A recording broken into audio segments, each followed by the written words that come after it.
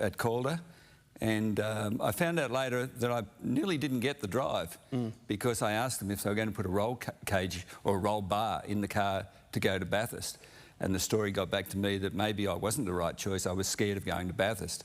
As it turned out, we did win the class for them that year, and the next year I won again for them, which gave me a great intro to motorsport, you know, winning the class twice at Bathurst, and then I was asked to drive for Holden. So that was a big step up. Now, we should take a little bit of a detour here to sort of put this into context. As Bob mentioned, Bill and his family were in the automotive business. They wanted to sort of give the business a boost, so they were looking for a sports car, a small sports car, a cheap one to bring out and put in their range. And guess what that was? Of course, this was the birth of the Goggo-mobile. Bill Buckle was responsible for that. And I know it's a racing show, but we couldn't resist. Let's have a look. I was 16 when I first saw her. Loved her utterly. She was so sweet, so perfect, still is. She's got a whopping great two-stroke engine under that gorgeous aerodynamic body. Insurance? Well, Shannons. Who has not at some stage in their life recently said G-O, G-G-O? My apologies for probably a poor expression of that, but never mind.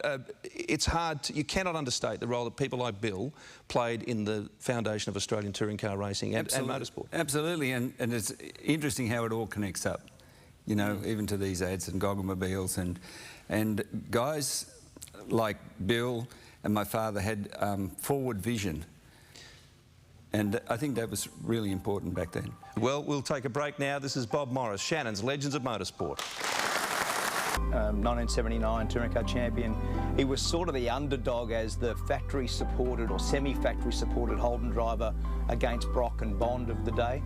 Bob was sort of a bit of a character, as very stand-backish sort of guy.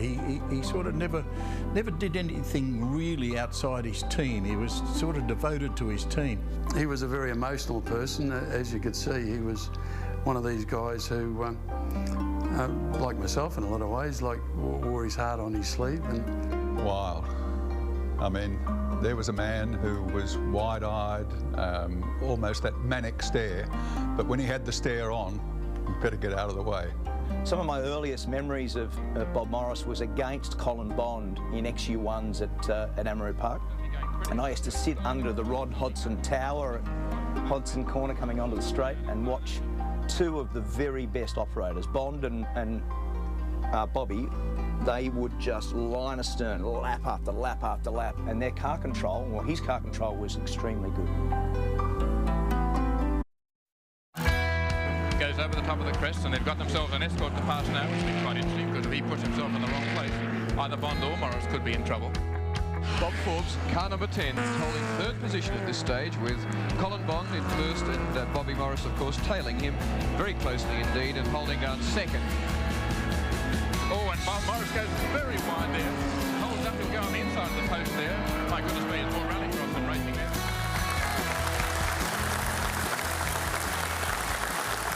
Morris chasing Colin Bond, 1974 Amaroo Park, and no wonder a young Mark Scaife was so enthralled by images like that.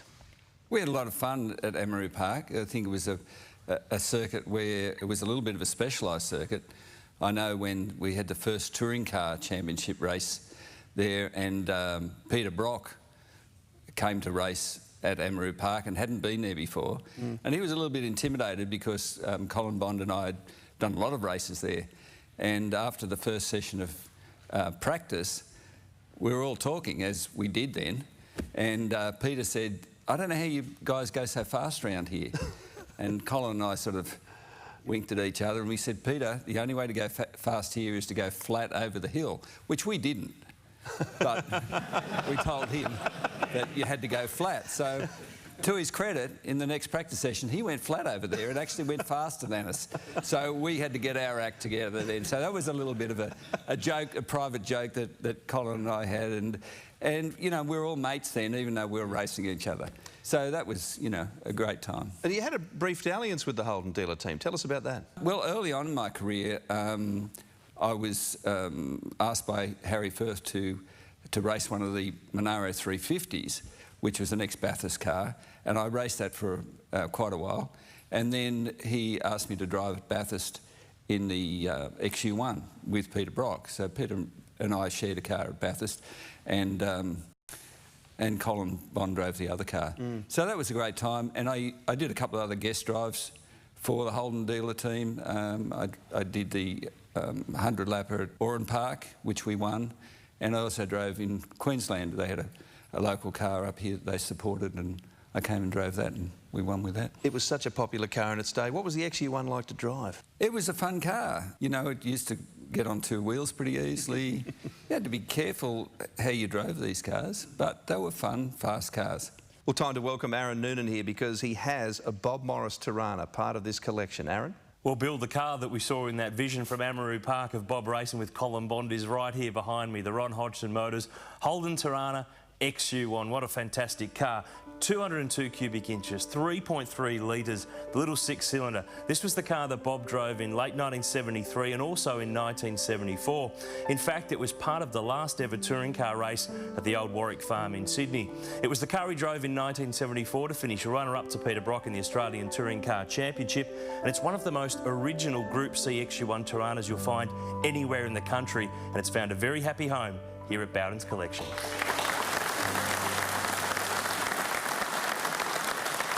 7 was your number, and you actually had some 7 backing as well. Yeah, we were sponsored by Channel 7, but looking back, my number always was number 7, even from my earliest club racing days. I had number 7, and that was... Significance to that? It was, because as it turned out, Sterling Moss was one of my heroes, and he was number 7. And as a sad irony to that, when Sterling Moss drove with Jack Brabham at Bathurst, he asked if he could be number 7, and I had number 7. They wouldn't give it to him. So you upstaged Sterling Moss. That's not a bad thing. Speaking of great drivers, though, you drove with Frank Gardner, who was, of course, very much part of that era with Moss and Brabham. Look, I was privileged to drive with a lot of great drivers, and Frank Gardner was one of them. He was a really good driver. 75, P2? 75, we were second at Bathurst, and there's always a funny story with Frank. And we drove really hard in that race. We were second behind Brock, and Frank gave it everything there towards the end. And as it turned out, we cracked a disc, and the cracked disc wore out the brakes, unbeknownst to me. And 12 laps from the end, Frank raced into the pits and said, "It's your turn to drive."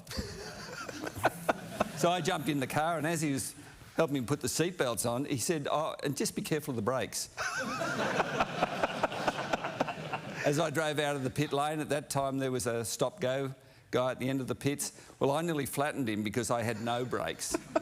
And I did the last 12 laps with no brakes at Bathurst, and we got it home in second. One of the great characters, Frank Gardner. We need to go to a break, but here is some footage of these guys driving together.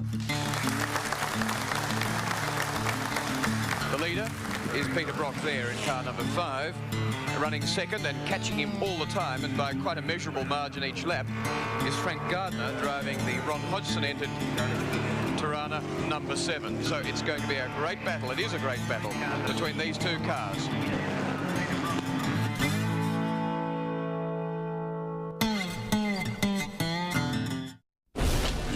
Bob Morris, who leads the race, and behind him Jim Richards, who's as fast as anyone, has the probably extra goal of knowing that he can win $1,000 and the Bain Trophy if he can get fastest lap in this race. Conditions pretty good for fast driving at the moment. The Goss car, by the way, was in the pits for 1 hour and 26 minutes. Bob Morris took a 5-minute pit stop to start with, a long time in there to get as half an hour for all of regular maintenance. Just a proper service of the car. It seems to be paying. Shannons, Legends of Motorsport. Our special guest is Bob Morris, and that was the early stages of the 1976 Bathurst race. And Bob, what were your recollections of that early part? We ran to a plan. We took a different tack to what most other people did. One of the most important things was we tried to run as many proven components as we could. You know, the car had its weaknesses. We were the only A9X, or only L34 to run 14-inch wheels because we felt there was less pressure on the drivetrain, which was the weakness in the car. We were the only ones to run Dunlop tyres. Everybody else was on Bridgestone tyres, on the 15-inch Bridgestone tyres. We worked out our fuel consumption to the stage where we said if we're going to take a chance, if we can win this race, we have to do it on 3 pit stops, which means we had to do a quarter of the race.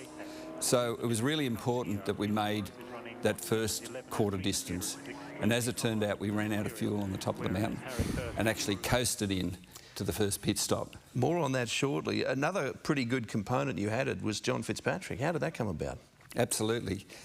The year before, we'd had Frank Gardner with us and we ran second. We invited Frank Gardner to come back and join us again for 76, and he had a better offer. He went to the Alan Grice team, and he actually recommended John Fitzpatrick, who was the current Porsche Cup champion in Europe and a very professional driver, and we were glad to have him. Well, let's hear from John Fitzpatrick. Bobby, to me, was one of the greatest drivers I'd ever driven with. Bobby was, his whole attitude to the thing was so professional, and the way he treated me was amazing. I mean, you get into somebody else's car, it was his car. You know, it wasn't my car, it was his car. And you get into someone else's car and they don't usually tell you everything because they don't want you to go quicker than they do, but of course you don't, it's their car. It wasn't like that at all with Bobby. Bobby just said, this is what you do, this is what the car does. He told me everything I could want to know about it, and it all worked out, and it stayed like that over the years when I drove with him. It compared incredibly well with all the factory teams that I've been driving for in Europe.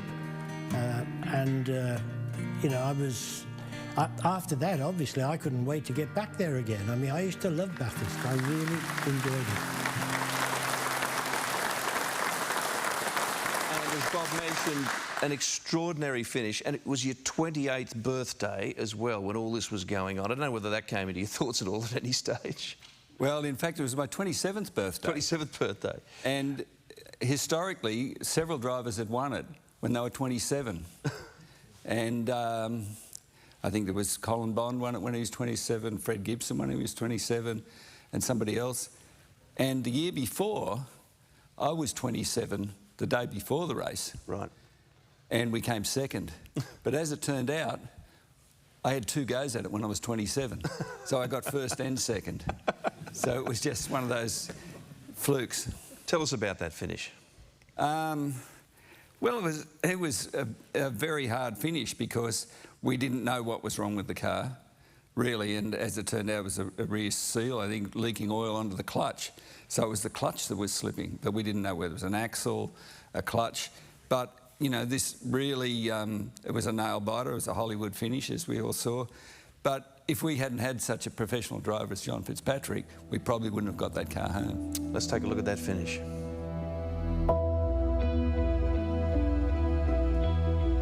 3 laps to go, and the smoke screen being laid by John Fitzpatrick, and car 7 grows worse by the minute.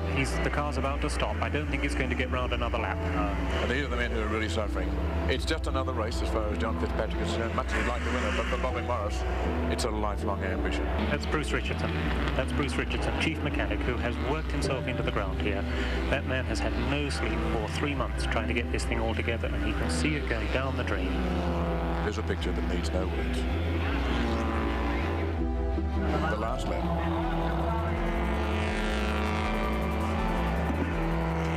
Last lap. Bobby Morris doing all he can, both hands. No, they don't want to look. Almost weeping. Bobby himself is so emotional. Fitzpatrick up through the cutting, the hardest part of the course, the steepest part. He's through that. He's through that. The last one. The crowd, look at the crowd. The cheers, the encouragement they're trying to give him to keep going. The message passed down to Bobby. He's still going, Bob. Oh, the smoke. Oh. Smoke is pouring from the back of the car, but he's going to do it, I think. He's coming down to the bend for the last time. And it's John Fitzpatrick through the bend, the car still driving. And he waves, he's got the checkered flag, and it's John Fitzpatrick who wins for the Ron Hodson team. And in the pits, can you imagine the elation that's going on in there?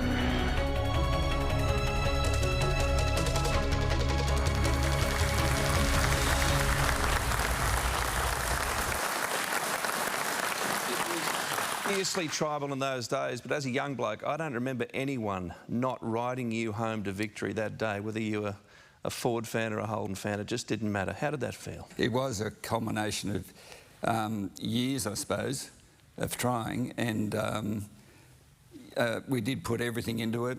Remembering back in those days, most of the teams were amateur teams. You know, we had real jobs, and the teams were small, and we were up against the Holden team and the Ford team, as it turned out.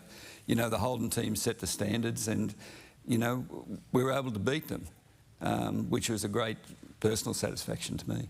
I have to ask, the Holden dealer team has since made a bit of noise on and off about the lap scoring. How do you feel about that now? Look, it doesn't worry me now. I know that after the race, their lap scorer didn't agree with everybody else. Their managing director was there. He had a look at it. Harry Firth had a look at it. They discussed it, and you know, it was put to bed then. So you know, I don't worry about that. Mate, it's written in history. The result stands. The result stands. And here's some comments from John Fitzpatrick as we go to a break. What did I have to do? I just had to treat the thing with kid gloves, really. There was oil all over the clutch. The clutch was slipping. If I tried to drive the thing too hard, it could easily have burnt the clutch. You do these sort of things automatically, really, as a driver. So I sort of really nursed the car home. And of course, as soon as I got back and into the pits, it was quite clear how much it meant to Bobby. And don't get me wrong, it meant a lot to me as well. It really did.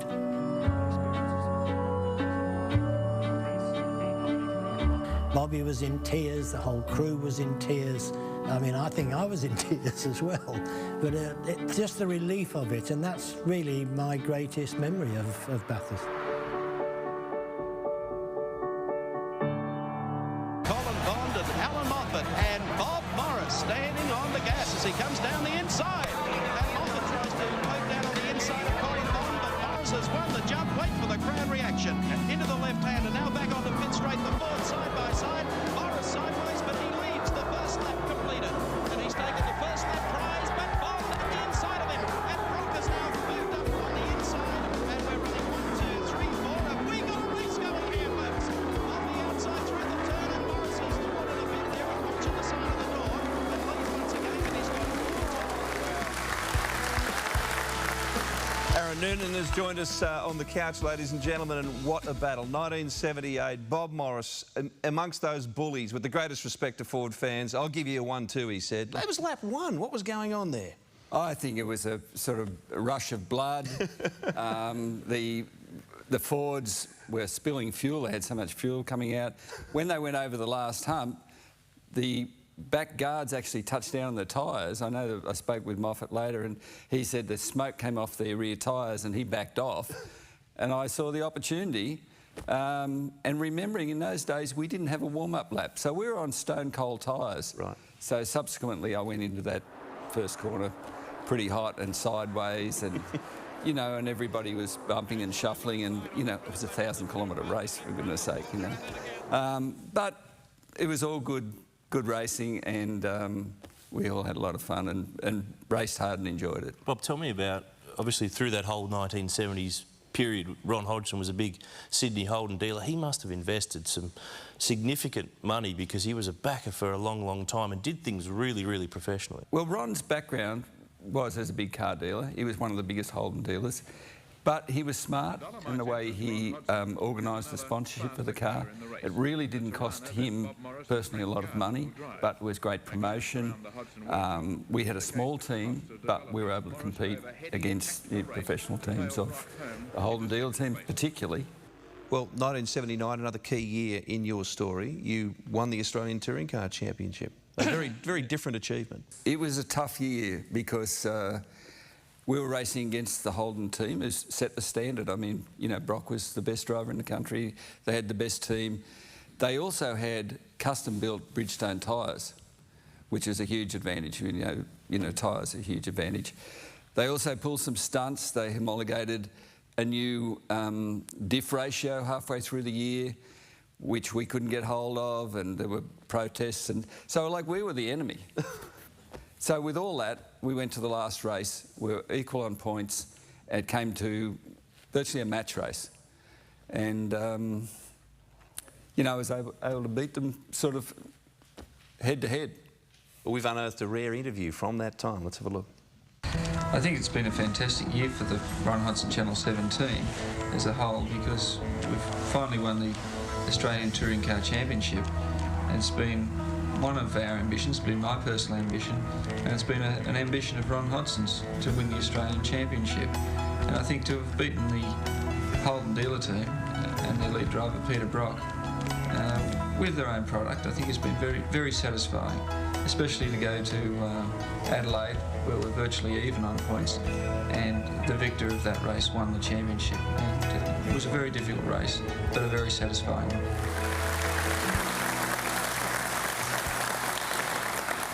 And that brings us to another Shannons classic car. Here's Mark Osler.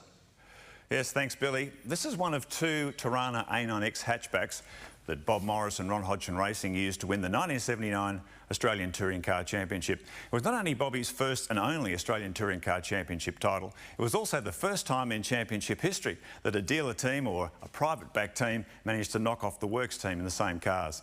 Now just have a look at this car. This is an absolutely fantastic looking Group C muscle car. It's, to me, probably the definitive Australian muscle car prior to 1980 in the Group C trim. Just a fantastic looking machine. What made it so good? Well, basically Holden went through the L34 Tirana, its predecessor, and fixed all the problems they had in that car. Under the bonnet, it had an electric fan, which was more efficient than the old belt-driven type. It had stronger components in the engine, and also had this gigantic scoop on the bonnet, which fed from the back, so the engine was able to feed on thick, dense air here at this high-pressure area at the bottom of the windscreen. Fantastic. Behind that, the M21 gearbox. In the L34, it was always a bit marginal for strength, so in the A9X, they updated it with the latest T10, Super T10 Borg-Warner gearbox, very strong. And this car also had disc brakes on the back, so it was the first four-wheel disc Tirana race car. Phenomenal machine. Between this car and the Holden dealer team, they absolutely cleaned up in 1978 and 1979. 2 Australian Touring Car Championships, 2 Bathurst 1000s and 2 Sandown 400s. The Ford guys didn't even get a look in.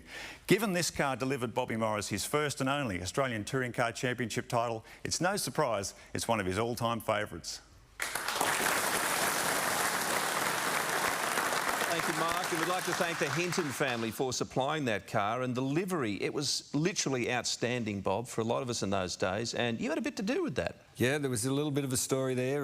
Ron Hodson had an advertising agency, and they were asked to come up with various designs, and Ron asked me, what do you think? And I said I didn't like any of them because they were all subdued colours, and Ron in an instant said, will you design it? So I took the inspiration from some ski gear, in fact, and they were colours that look great on the snow. And I thought they're different, they're going to stand out on television, they're going to identify our car, and it was a matter of applying those colours to the car, and it worked. Well, Bob had 7 top 10 shootouts in a row. Let's go to the break with one of those.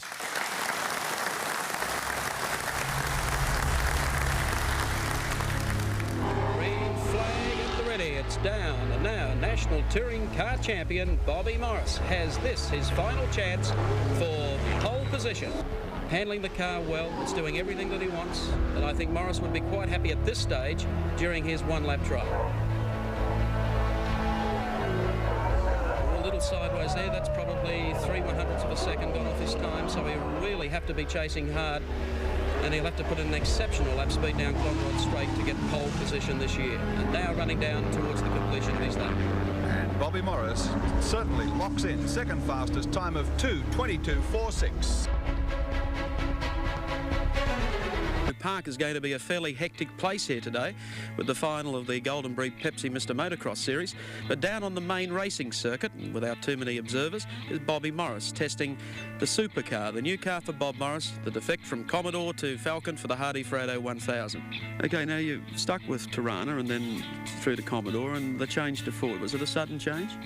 Well, it was fairly sudden because I'd been with the Commodore this year and I've been with Holden's for the last 6-8 years now, and they've been very good to me. I've won a championship and won a lot of races in Holden's, but we think it was just time for a change, and we think the Ford looks potentially the car to beat at Bathurst.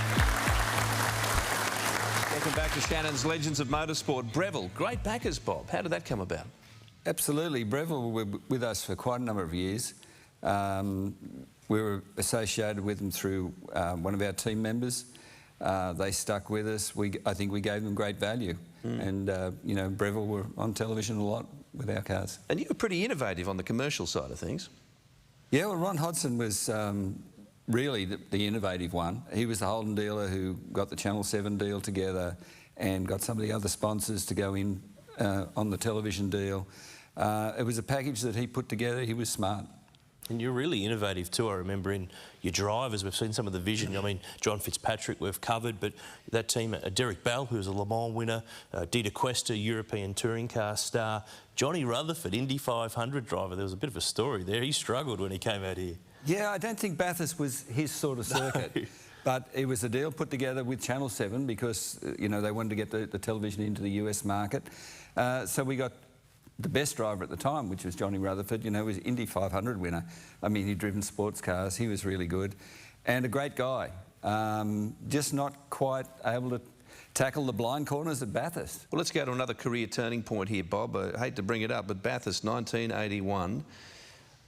An accident on top of the mountain. Yeah, look, 81 was really was a turning point because that car we built and it didn't turn a wheel until 3 days before the race.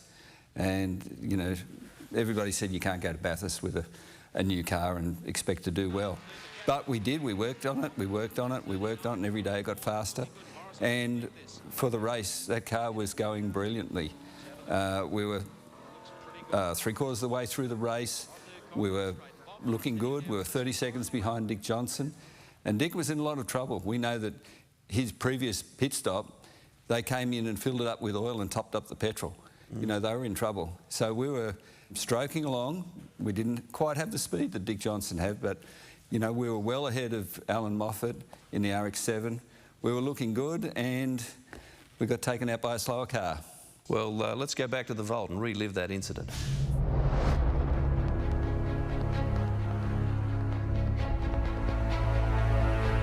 I got it. All right.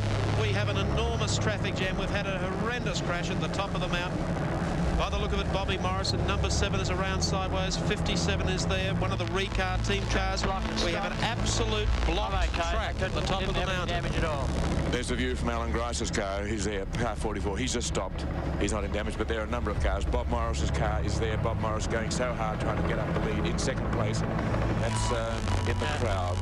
People shocked by the confusion of the scene there. The track is completely blocked.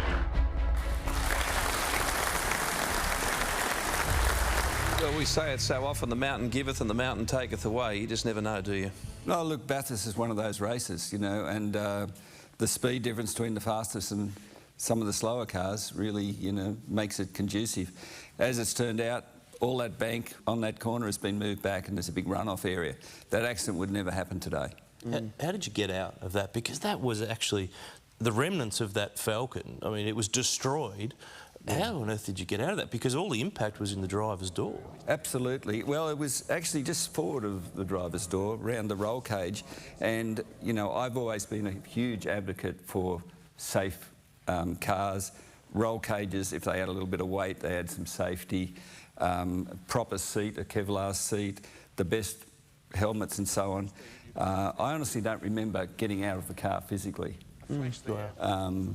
And I had 3 huge impacts. Gary Rogers hit me just right on the front door pillar and folded all the roll cage around the pedals. Ooh. It was a huge impact.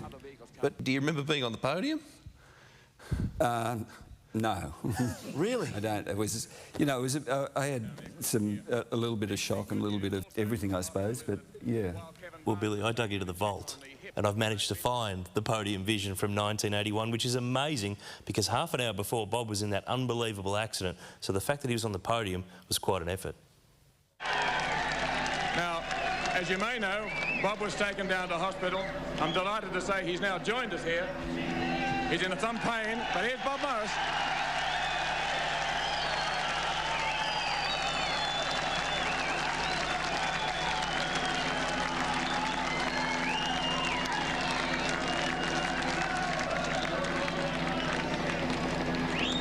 understand Bob doesn't feel he can talk now. But it was a great drive by Bobby Morris in that new Falcon, and John Fitzpatrick, the great co-driver.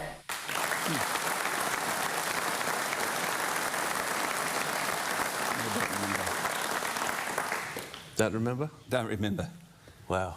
How do you react to that? Have you seen that recently, or never seen it? Never seen it. Dug it from the vault. But I mean, in terms of injuries, how did that accident affect you? I mean, you did get out alive, which was fantastic because the damage to that car was phenomenal. But what did it do to you? Physically, it didn't do a lot. You know, I had a few bruises and bumps and things, but we found out later it did damage my inner ear, which has caused me a few problems since. And what they found out in the investigation is that race drivers really have well-balanced inner ears, so your right and your left match. With that huge impact that I had, it damaged one side, so they didn't match anymore. So a lot of race drivers naturally have to be balanced. Yeah. Well, we need to take a break here on Shannon's Legends of Motorsport, but on the way, John Fitzpatrick and others comment on that famous incident.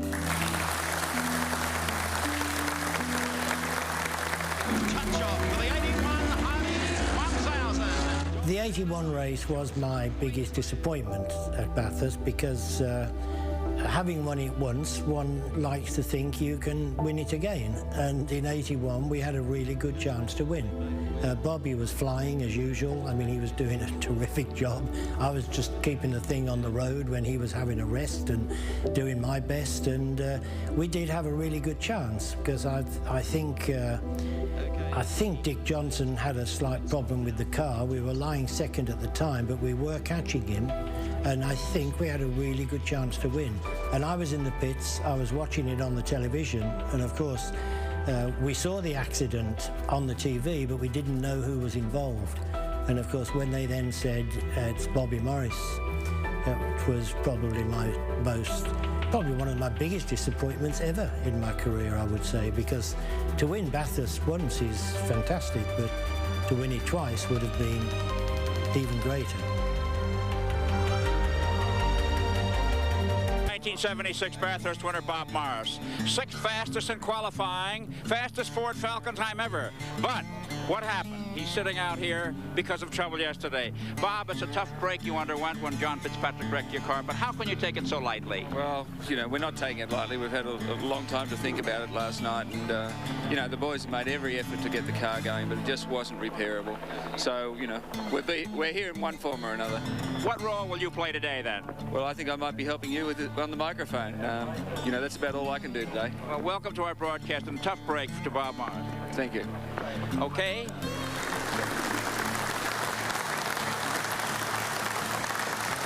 Yes, Chris Economaki and Bob there, part of the Theatre of Bathurst. Tell us the story behind that. That was a new car that Alan Jones actually owned that car, and he elected not to drive the car. He preferred to drive the RX-7, which he did. So John Fitzpatrick and I were to drive that Falcon. And as it turned out, we qualified well. The car was really good, and it broke a front wheel going down the S's in the last session of practice. Untimed practice with John at the wheel, and crashed heavily, and there was just, you know, not enough time to repair it for the race. And the great irony was that you had a car you couldn't start in that year. The next year you turned up without a drive and got a car. How did that work? Well, this is what happens at Bathurst. I went the next year, I was just being a pit pest. I bumped into Alan Brown, and he was there with his car, and he said to me, "Look, Bob, we're having trouble getting this car going. Do you think you could have a driver for us?" I said, "Yeah, sure." You know, it was a Commodore. He was driving with Rusty French, who's now, you know, is a team owner. And I got permission to drive the car, so it was all legal and above board. And I did a couple of laps, and I said, "I'll make some adjustments and put a fresh set of tyres on." And they were 35th on the grid, I think, at that time. And I did half a dozen laps, and we were 9th. So Alan said, "You can drive tomorrow." So I went from Friday lunchtime not having a drive to Saturday morning being in the top 10 shootout. Well, before we get you to reflect on your career, Bob, let's hear what a few other people have to say about it. Look, Bob was always a good driver, very hard to beat, but very fair. I think he's seriously one of the best guys we've ever seen, and put him in anything, he was really competitive. Sensational race driver. He was keen. His motor racing came to an end after he had that big crash at Bathurst. It affected him, but he was a good guy, yeah. At the time, he probably didn't realise what a hard knock he'd taken. It took a few days or probably a few weeks, but I don't think he ever felt happy about getting back in the car again. He was very, very pleasant, and the A9X around Amarillo was, I do believe I won the race at one stage.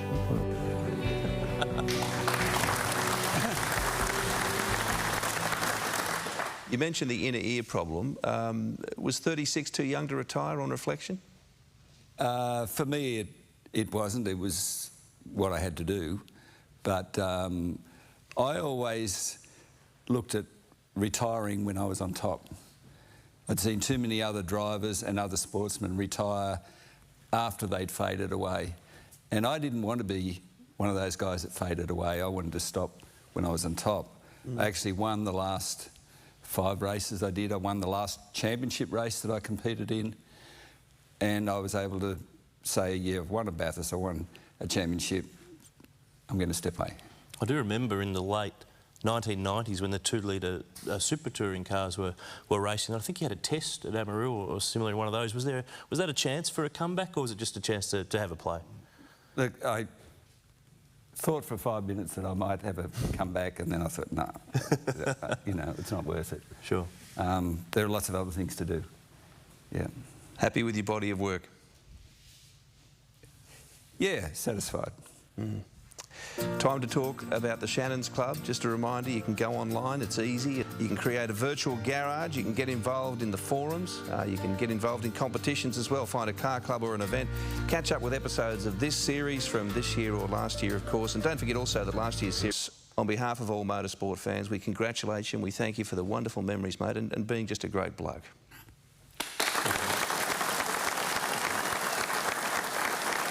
Thank you once again to Aaron Newton, to Mark Osler, and we hope you've enjoyed this episode of Shannon's Legends of Motorsport. Bye for now. Listen to that engine revving as Kevin takes it out beyond the white line. It is Kevin Bartlett who takes the checkered flag to win the 1954 Hardy Photo. Brad and I had some good races together. It was an amazing way to experience motorsport for Kim and I in those days. Here he comes. Really thrown.